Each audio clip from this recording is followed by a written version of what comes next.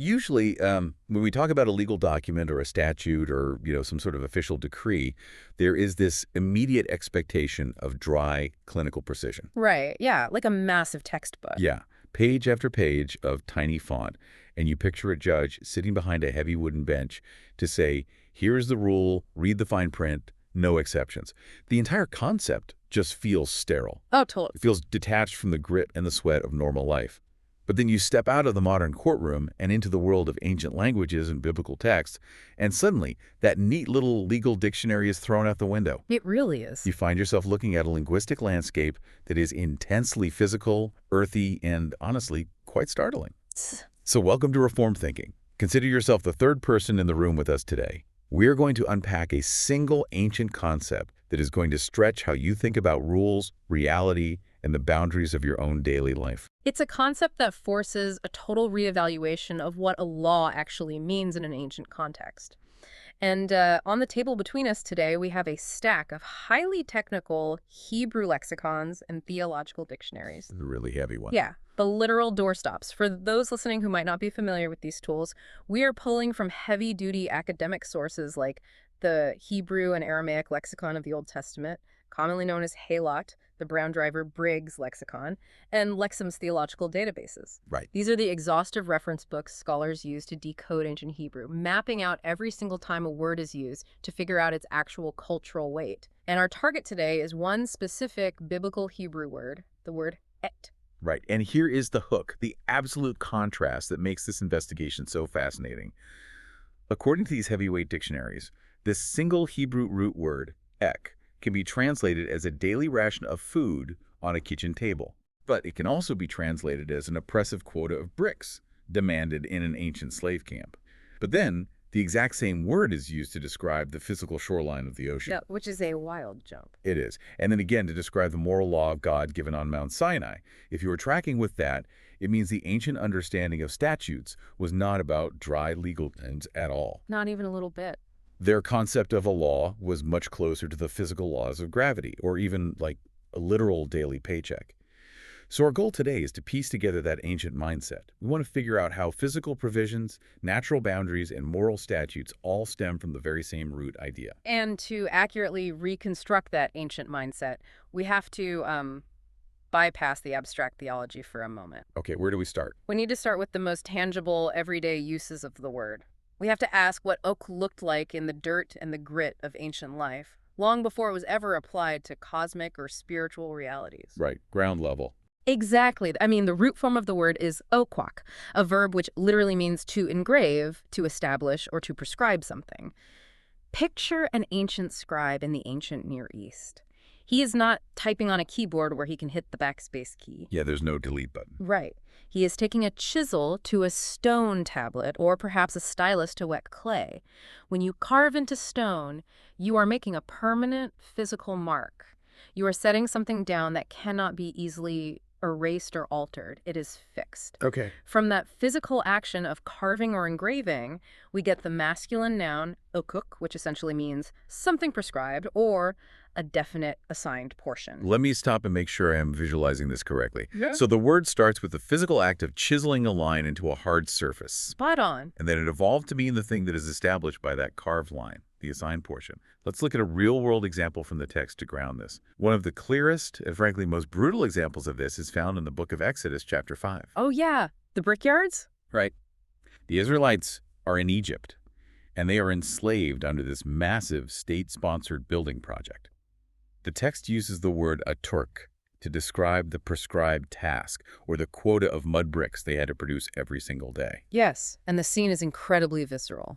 The Egyptian taskmasters are physically beating the Israelite foremen, demanding to know why they haven't met their daily brick quota. And the historical context of that Exodus passage adds massive weight to the word.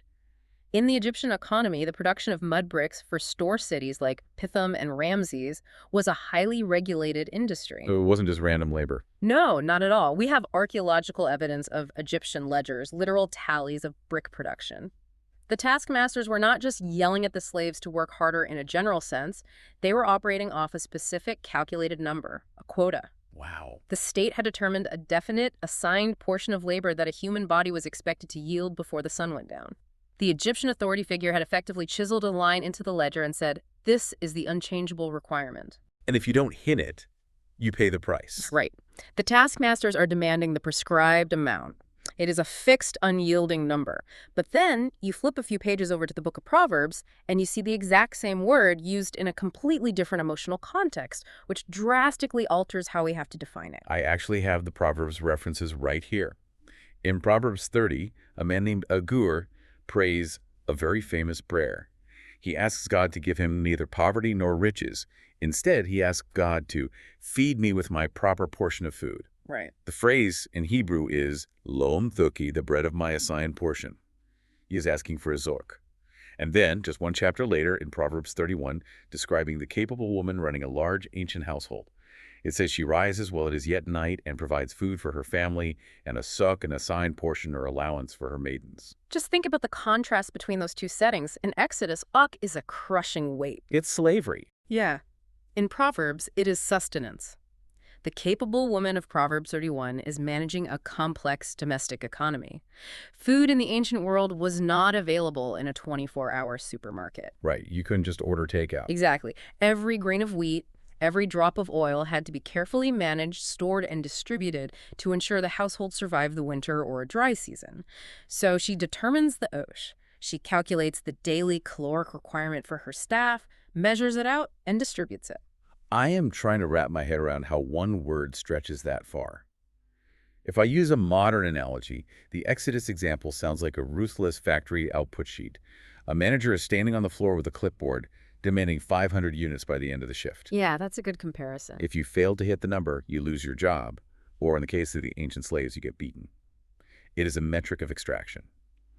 But the Proverbs examples sound like a nutritionist meal plan, or a mother carefully portioning out a healthy dinner for her family so that everyone gets enough to thrive. It's a metric of provision. Wait, so the same word describes both the harsh, crushing demands of a tyrant like Pharaoh and a fair, life-sustaining meal given in wisdom. Does the word ik itself carry a positive or negative charge, or is it completely neutral? That is the crucial diagnostic question we have to apply to these sources, and the lexicons are very clear on this point. The word ik is entirely neutral regarding morality. Really? Yeah. The word itself does not mean good law or bad law. It simply means an allotted amount, a definite prescription, or a fixed boundary. The moral weight of the word comes entirely from the character of the authority figure who is doing the measuring and the assigning. Okay, that makes sense. Pharaoh uses his sovereign authority over the land of Egypt to assign an impossible, crushing quota of bricks because he views the Israelites as a threat to be managed. That is an oppressive ik. God, or the wise householder in Proverbs, assigns a daily allowance of bread to sustain life and promote flourishing. That is a gracious ik. If the word is morally neutral, that shifts the focus away from the stuff being assigned, the bricks or the bread, and places all the focus on the one doing the assigning. The concept of buck forces the ancient Israelite to constantly look up at the person holding the measuring cup. Precisely. It shifts the entire perspective of reality to see life as a series of apportionments. In the modern industrialized West, we tend to view our lives as the result of our own autonomous choices. We're very individualistic. Right. We think we create our own schedules, we earn our own food, we define our own limits. But in the ancient mind, nothing is random and nothing is truly autonomous. The bricks you are forced to make are measured by someone. The bread on your table is measured by someone. Yeah. To receive your uk is to acknowledge that you are living under an authority that distributes tasks and provisions according to a determined measure. You are a recipient of an established order. That makes me think about how we view our own daily routines. We often think of our paychecks, our chores, or our daily tasks as just random occurrences or the sheer result of our own grinding effort.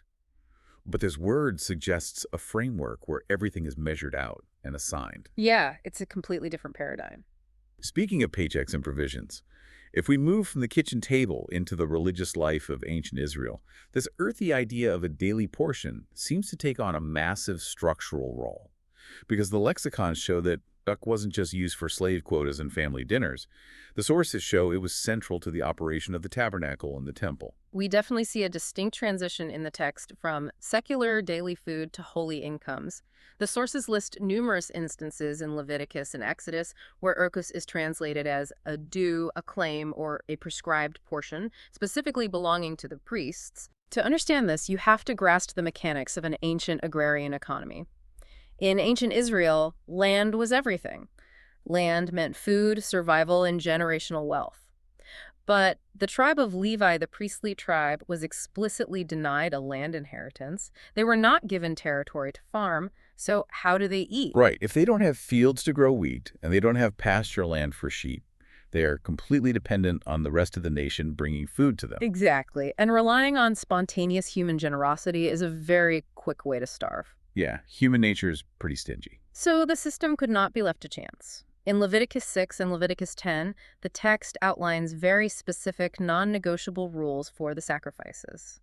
When an Israelite brought a peace offering or a grain offering to the tabernacle, the entire thing was not burned on the altar. Wait, I thought the whole point of a sacrifice was to burn it up. Only certain types, like the whole burnt offering.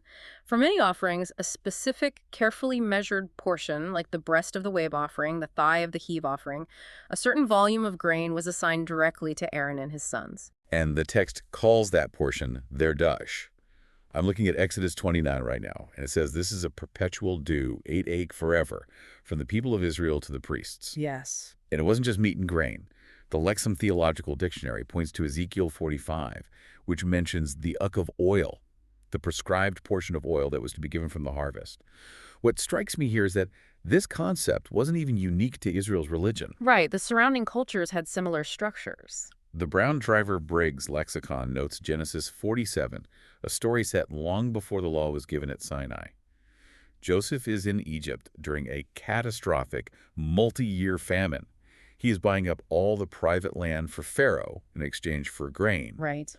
But Joseph doesn't buy the land of the Egyptian priests. The text says he leaves them alone because they had a fixed allowance or income supplied directly by Pharaoh, and they lived on that allowance. The cross-cultural application in that Genesis narrative is incredibly revealing.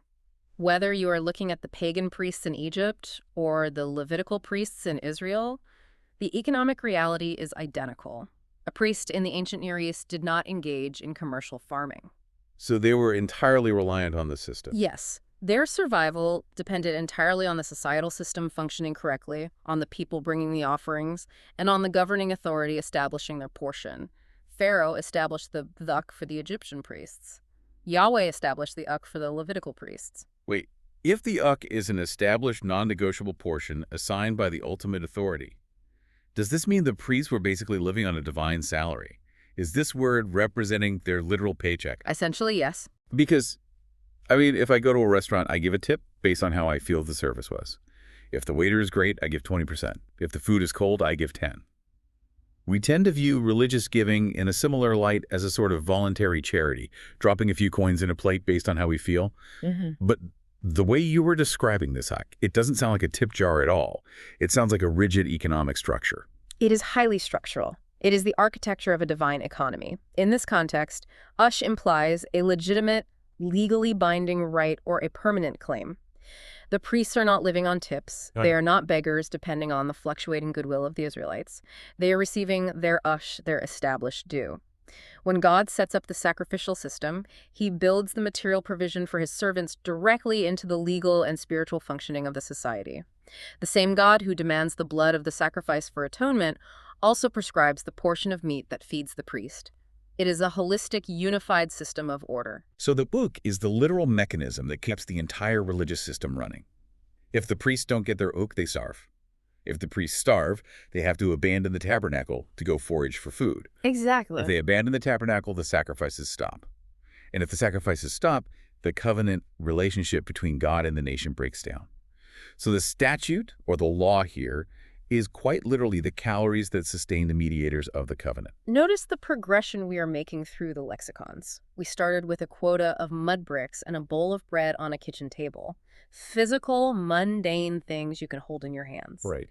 Then we moved to the priestly portions, which are still physical things, roasted meat, grain, jars of oil, but now they are charged with sacred significance. They are assigned by God to maintain the spiritual order of the entire nation. Now, the lexicons show us that the ancient writers took this exact same concept, this idea of an engraved, prescribed limit, and applied it to the architecture of the cosmos. I was really wondering how we were going to make the jump from a priest's dinner to the laws of physics. We're shifting the scale dramatically here. If ruk means a prescribed amount of food or a measured quota of physical work, what happens when God applies a prescribed amount to the physical universe? How does a word used for a slave ledger get applied to nature? Well, the biblical texts frequently describe God acting as the ultimate architect, setting physical boundaries that hold physical reality together. One of the most striking examples the dictionaries highlight is found in Jeremiah chapter 5. What happens there? God is speaking through the prophet, challenging the rebellion of the people, and he points to the ocean as proof of his authority. He says, I place the sand as the boundary for the sea, a perpetual ek that it cannot pass. We see the exact same imagery in Proverbs 8, where wisdom is personified, describing the creation of the world. Wisdom says that God assigned to the sea its limit, its ek, so that the waters might not transgress his command. Let me offer an analogy and see if I am grasping the scale of this. If you have ever played a massive open-world video game, or if you know anything about software development, you know that the programmers have to build what is called a physics engine. Oh, that's a great comparison. They have to write basic source code that dictates how the digital world operates. The code tells the digital water how to flow, it tells gravity how hard to pull a character downward, and it tells the digital mountains exactly where to stop rendering.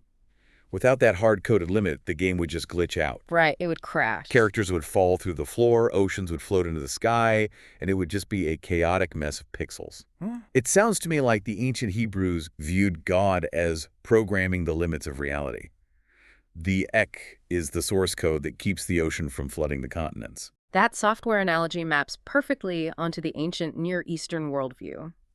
To fully appreciate the weight of Jeremiah 5, you have to understand how ancient cultures viewed the sea. In the modern world, the ocean is a place for recreation. We go surfing, we take cruise ships, we build resorts on the beach. Yeah, it's a vacation spot. But the ancient mind looked at the sea with absolute terror. The ocean, often referred to as yam in ancient Semitic languages, was viewed as a chaotic, untamed, destructive force. They didn't have compasses or satellite weather tracking. A storm could rise up and swallow a ship in minutes. That is terrifying. In surrounding cultures, the sea was literally deified as a chaos monster, like Leviathan, that the gods had to do battle with. The sea represented the abyss, the dark forces of disorder that constantly threatened to swallow up dry land and extinguish human life. So when Jeremiah and Proverbs state that God set a hush on the shoreline, this is not just a polite geographical observation about the beach. It is a statement of sheer, overwhelming sovereignty.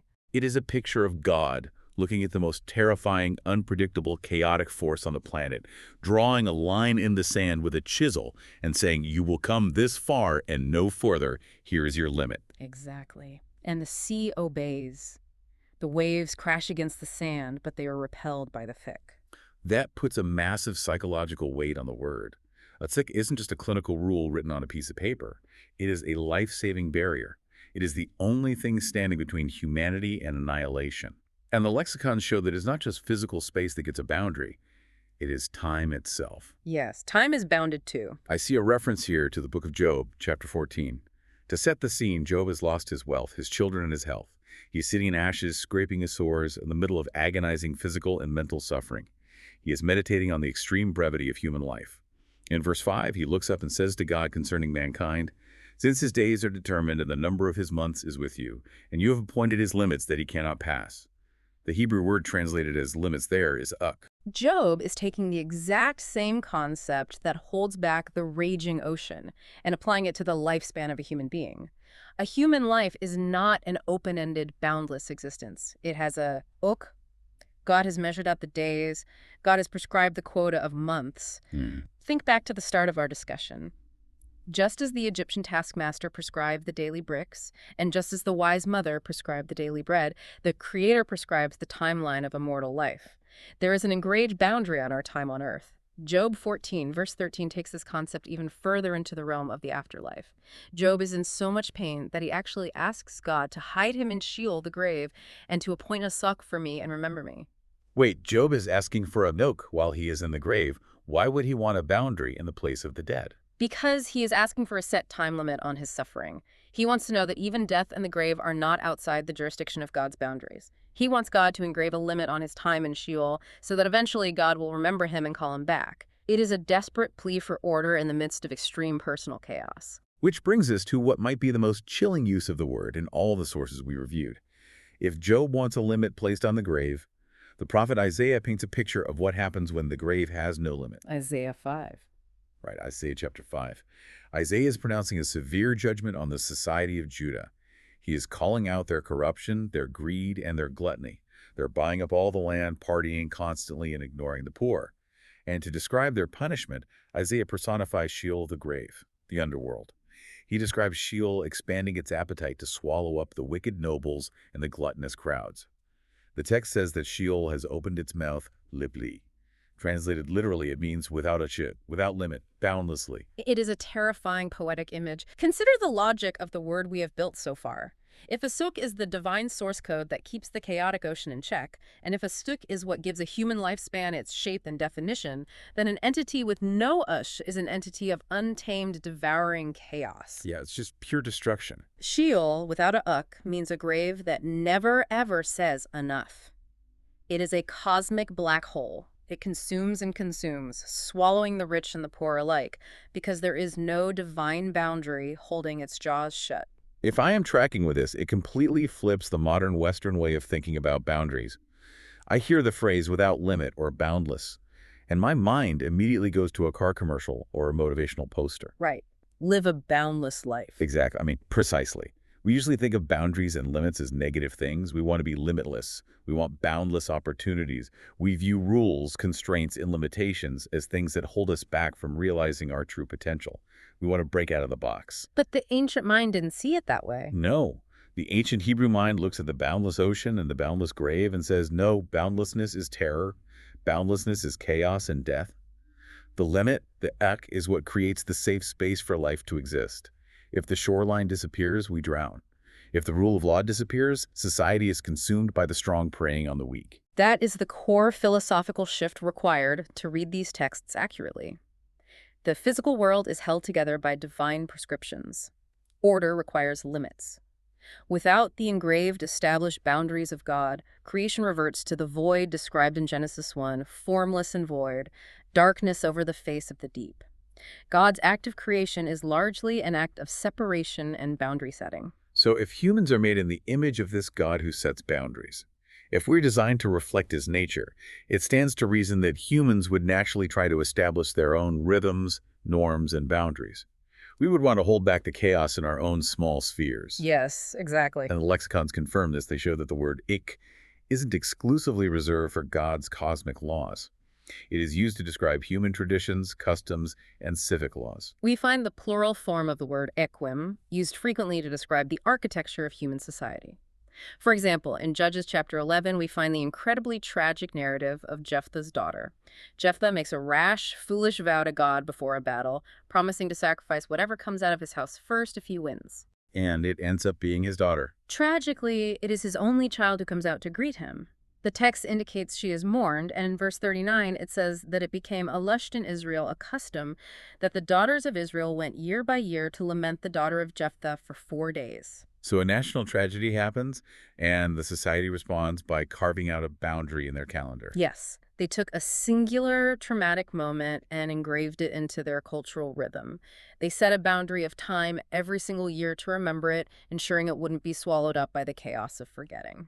We see something very similar in 2 Chronicles 35. King Josiah, one of the last good kings of Judah, is killed in a devastating battle against Egypt. Right, a huge loss for the nation. It is a moment of massive national shock. The prophet Jeremiah utters a lament for him, and the text notes that all the singing men and singing women speak of Josiah in their laments to that day, and they made these a lush an ordinance or a lasting custom in Israel. It is a way of organizing communal grief. But it is not just external national holidays. One of the most unique usages pointed out in the Brown Driver Briggs lexicon is found in Judges 5. This is the Song of Deborah, an ancient poem celebrating a massive military victory against Canaanite oppressors. That's a fascinating passage. The poem praises the tribes who showed up to fight, but it severely critiques the tribes who stayed home. It mentions the tribe of Reuben, who sat among the sheepfolds and failed to join the battle. And it says that among the clans of Reuben, there were great Echilib. The lexicons translate this phrase as resolves of mind or resolutions of the heart. That is a brilliant psychological application of the root word. A ḥuqqîm is a boundary you set within your own mind. It is a firm decision, an internal decree that you establish for your own behavior or willpower. Like a New Year's resolution. Yeah, precisely. The men of Reuben had great internal debates. They made firm mental resolutions, but they failed to act on them. The usage here shows how versatile this root concept of engraving a limit truly is. You can engrave a limit on the ocean to hold back the water. You can engrave a limit on a calendar year to process national grief. And you can engrave a limit on your own internal willpower to govern your actions. Here is where I need to pose a challenge based on the sources. We have established that God's boundaries are good. The shoreline keeps us alive. We have established that human customs, like mourning Josiah, can be healthy ways of organizing society. But if humans hold the chisel, can't things go terribly wrong? Oh, absolutely. We know human nature is flawed, selfish, and easily corrupted. Can humans hijack this divine concept of order to create systems that are actually unjust? Can a tradition or a legal decree become a fluff over time, even if it actively harms people? You are identifying the inherent danger of delegated authority. The biblical text operates on the assumption of human depravity, that human beings are fundamentally flawed and prone to selfishness. Let's trace the secular laws listed in the sources to see how this plays out. First, we have benign examples. In Genesis 47, Joseph establishes a ḥuqqîm over the land of Egypt that 1/5 of the harvest belongs to Pharaoh. Right, a tax. That is a flat tax law. It is a practical economic boundary set by a human government to ensure the state has enough resources to survive the ongoing famine. In Jeremiah 32, the word is used for the legal conditions of a deed of purchase for a field. It is real estate law. A buyer and a seller agree on a price, they write down the property lines, and they engrave it as a ḥuqqîm. Both of these are practical uses of human authority to maintain social order and prevent economic chaos. So tax bracket and a property deed are both considered a duck. But then I look at the prophet Isaiah again, specifically Isaiah 10. This is a blistering, furious critique from the prophet against the leadership of the nation. He says, "Woe to those who decree iniquitous decrees." The Hebrew there is very revealing. Yeah, if you look at the literal Hebrew underneath that English translation, it says, "Woe to those who engrave an unjust ḥuqqîm." He is pronouncing a curse on the judges and lawmakers who write oppressive laws, who use their authority to turn aside the needy from justice and to rob the poor of their legal rights. When I read that, it sounds literally like the oppressive Pharaoh from Exodus 5 all over again. The ledger is being used to crush the vulnerable. It is the dark side of human authority. A society will always establish its own rhythms, laws, and norms. As we discussed earlier, the word ḥuqqîm is morally neutral. It is simply a fixed limit or a prescribed rule. The morality depends entirely on the character of the one holding the chisel. When fallen humans hold the chisel, they inevitably engrave boundaries that protect their own wealth while marginalizing others. They create unjust ḥuqqîm. The corrupt judges in Isaiah 10 were using the mechanism of law, which was originally designed to reflect God's life-giving order, to institutionalize theft and oppression. They took the boundary line and moved it to crush the poor. They used the source code of society to enrich themselves. It is a vivid picture of systemic corruption.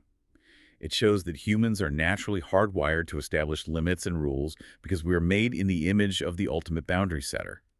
But because of our fallen nature, we frequently set the boundaries in the wrong places for the wrong reasons. We create a tax law, a real estate deed, a cultural tradition, or a completely corrupt judicial decree. Yeah, we distort the tool. This tension between the perfect boundaries of God and the corrupted boundaries of humanity sets the stage for the final category in our dictionaries. Yes, this brings us to the statistical peak of the word's usage. When you look at the breakdown in ḥuqqâ and BDB, the vast majority of the occurrences of ḥuqqîm and its plural ḥuqqîm refer directly to the moral and civil laws given by God to the nation of Israel at Mount Sinai and throughout the Torah. If you read through the books of Moses, especially the book of Deuteronomy, you see this word everywhere. It is impossible to miss, but it rarely appears isolated by itself. The sources show that ḥuqqîm is constantly paired with a cluster of other legal terms. It's almost always in a list. You see it stacked alongside mishum, which generally translates as judgments or rules. You see it paired with Torah, which means instruction or teaching. You see it with mi'ot, meaning commandments, and beret, meaning covenant. Just open Deuteronomy chapter 4. In the first few verses alone, Moses pleads with the people to listen to the ḥuqqîm and the mishum that he is teaching them so that they may live and go in and take possession of the land. And you see this exact same clustering of words celebrated in the poetic literature, most notably in Psalm 119.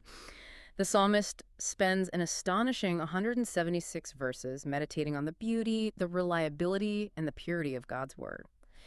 And ḥuqqîm is one of the primary synonyms he uses in almost every stanza. Teach me your statutes. I will keep your statutes. Your statutes have been my songs in the house of my sojourning. Let me ask you a question about all those paired words, because it is something that trips up modern readers constantly. When the biblical writers stack all these terms together in one massive sentence when they say, keep the statutes, the rules, the commandments, and the testimonies, is that just ancient legal filler? What do you mean? Like when a modern lawyer writes a contract and uses 5 words that mean the exact same thing to sound official, like cease and desist or null and void? Or does the word ḥuqqîm bring a very specific, unique flavor to that list that the other words lack? It is definitely not just repetitive filler. While there is certainly overlap in how these legal words function in the life of Israel, the lexicons indicate that ḥuqqîm brings its own specific nuance to the text. It brings the flavor of that which is engraved, definite, or permanently established in the fabric of reality. Okay, so how does it differ from the others? Let's contrast it with the other words. A mishet is often a piece of case law. It is a judgment made by a judge regarding a specific dispute between two people, like what to do if your neighbor's ox falls into your pit. A mishet is a direct order, a command given from a superior to an inferior. But a shek is an engraved boundary. It is the permanent architecture of reality. Wait, if I apply what we learned about the ocean in Jeremiah 5 to the moral laws at Sinai, this ties the entire conceptual arc together. It absolutely does. When God gives his moral statutes, his ḥuqqâ, to Israel, he is not just handing them a list of arbitrary bureaucratic rules to test their obedience. He is giving them the source code for human flourishing. God's moral statutes are meant to function exactly like the physical boundary of the sand holding back the sea. The command against murder, the command against adultery, the command against theft, the command against bearing false witness. These are not just items on a celestial checklist used to dock points from your score. They are the fixed structural boundaries designed to hold back the chaotic forces of social and spiritual death. So when the Israelites are standing at the base of Mount Sinai, listening to the thunder and receiving the ḥuqqîm, they are receiving the moral equivalent of the shoreline. God is drawing a line in the sand for human behavior and saying, if you cross this line, the chaos of the abyss will flood your society. Marriages will dissolve, the poor will be crushed, violence will escalate, and the society will drown. But if you stay within this assigned portion, if you respect the boundary, you will have life, peace, and order. That is the theological logic of the Torah. And the later prophets make this connection between moral law and physical reality incredibly explicit. Look at the consequences of breaking these statutes, as documented in the prophetic books. Amos chapter 2 declares a devastating judgment on the southern kingdom of Judah because they have rejected the law of the Lord and have not kept his statutes, his ḥuqqîm. Right. Their society is going to be invaded and destroyed because they erased the boundaries. But Isaiah 24 paints an even more holistic, terrifying picture. The prophet says, "The earth lies defiled under its inhabitants, for they have transgressed the laws, violated the statutes, broken the everlasting covenant." Notice the vast scope of the destruction there. It doesn't just say the people are guilty in a courtroom. It says the earth itself lies defiled. The physical creation itself suffers when the moral boundaries are erased. The land literally gets sick. Yes. The ancient mind did not compartmentalize the universe the way we do in the modern era. We separate science from theology. We separate physics from ethics. We separate our private morality from the public ecosystem. But in the biblical worldview, there is no separation. It's all connected. Right. The God who engraved the limit on the violent ocean is the exact same God who engraved the 10 Commandments on tablets of stone. They are two expressions of the same sovereign will. Therefore, to rebel against the moral look is to invite the chaotic waters of the sea back onto the dry land. It is to pull the threads that unravel the very fabric of creation. This completely overhauls how a modern reader should approach a text like Psalm 119.